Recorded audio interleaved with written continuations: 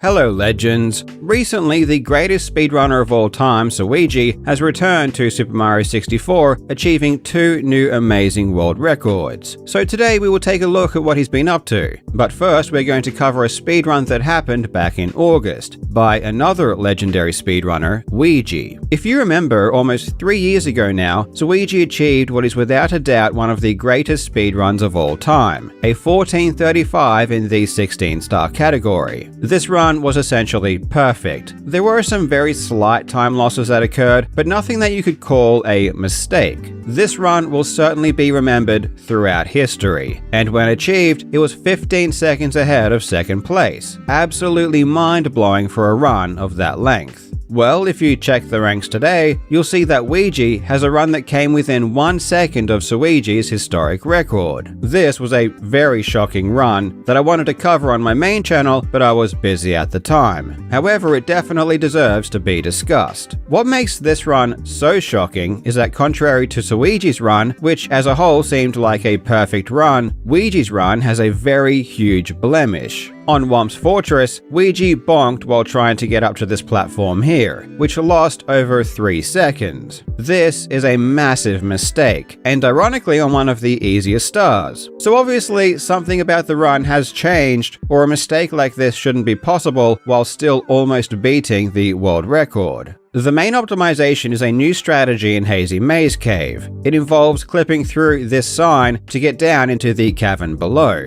Previously, players had to enter the next room and triple jump off the box to jump over the wall. However, in 2024, this sign clip was discovered by the Tasser Palix, which beat the previous task time by 4.5 seconds. It wasn't immediately obvious this could be applied to real speedruns, as getting the correct angle for the clip was extremely precise. If you wanted to get the correct angle without some kind of setup, the odds would be around 1 in a million. That's how perfect the angle has to be. However, this is where the mastermind Critholith comes in, the same person who found the setup for Carpetless. Through brute force, he found a bunch of different setups, and while they still required several frame-perfect inputs to execute, they were at least reasonable for a top player to perform. This led to G-Boss beating the single-star record by 3 seconds. As mentioned, these setups were still difficult as they required multiple frame-perfect inputs, so they were good for single-star speedruns, but a little difficult for full-game runs. However, by 2025, the strategy had been refined, at least in terms of consistency, to the point where a relatively easy setup had been created, allowing the trick to be used in, at the very least, 16-star runs. And in Suigi's run, we can see he used this exact strategy, saving a couple of seconds over Suigi's record. On top of this, Suigi performed his fastest lethal lava land ever, which was 2 seconds faster than on Suigi's record. So while Suigi's run didn't have any major mistakes like Suigi's run did, Suigi used a new strategy plus performed at an incredibly high level in certain places to catch up after getting way behind. So by the time Suigi finished Hazy Maze Cave, he was actually 0.2 of a second ahead of the world record.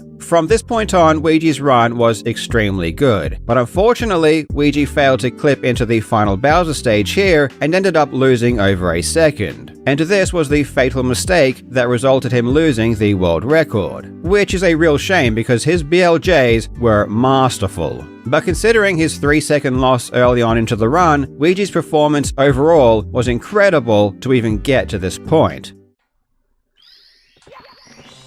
What the fuck? What the fuck? What the fuck?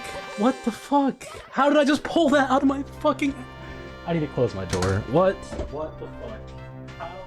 It's also important to point out that Suigi didn't use the new backwards long jump strategy in Bowser in the Fire Sea, which was another potential save of 2 seconds. So when you combine his 3-second loss in Womp's Fortress plus the failure to utilize this time save, that's 5 seconds of potential gain. Also, another thing to point out is the sum of best. Suigi's sum of best was now 7 seconds lower than Suigi's when Suigi set his record. That is a pretty huge buffer. So I think we'll definitely see Suigi's record lowered in the next couple of years. Moving on to Suigi's new records, the first was in the 0-star category. Because of how precise and difficult the basement BLJ is to skip dire docks, the 0-star run has never been able to be fully realized like the other shorter categories, due to the fact that most runs just die before you even get a chance to complete the run at this glitch. It's just harder to get a run that doesn't have mistakes in it. Less attempts means a less optimized run. And that is still the case with 0-star. On the 30th of December, Suigi had a run that was insane up until the final 2 BLJs. His Fire Sea was incredible, nailing the BLJ there. But unfortunately, Suigi's stair BLJ section was far from his best. It took him a couple of jumps to catch the stairs, and he didn't have enough speed to do the optimal strategy. And then he missed the clip into the entrance of Bowser in the Sky. In total, he lost 4.5 seconds over his previous record, just on the stair BLJ section alone. That's massive, which shows both how far the record is from being optimized, despite being the shortest category, and also how good this particular run was in every other section. If Suigi managed to execute the BLJs like he had in all of his previous records, this run would have been unbelievably strong. Ultimately, Suigi beat his previous record by 1 second. Let's fucking go. Yes, dude! Oh my god! Finally! Oh. It's still a very good run. It beat second place by 5 seconds, but man, this was close to being a historic run. And the thing about 0-star is that it's going to be very hard to find new strategies like people have been doing in the 16-star categories and above. If Suigi did get a run without any obvious mistakes, people would then have no choice but to start introducing crazy strategies in the first Bowser stage, which, when combined with the dire dock skip, would make this run hell. Then, 2 weeks ago, Suigi would follow this up with a new record in the 1-star category. The side BLJ in the 1-star category is far more consistent, as you only need to skip the door and not dire docks. So as a result, you can get far more runs. And it shows. Suigi's 1-star records have always had noticeably fewer mistakes than his 0-star records, but this most recent run is even more optimized than normal. The run is so good, Suigi even put the descriptor near perfect world record in the title. Honestly, the biggest blemish that I could see in the run was a missed quit out after finishing Fire Sea, losing half a second. A couple of runners had crept closer to Suigi's record, but Suigi has once again blown out the competition, now sitting 6 seconds ahead. Oh, nice. Very nice. Holy shit, dude, that's a solid ass run. Oh my god. Woo! Wow.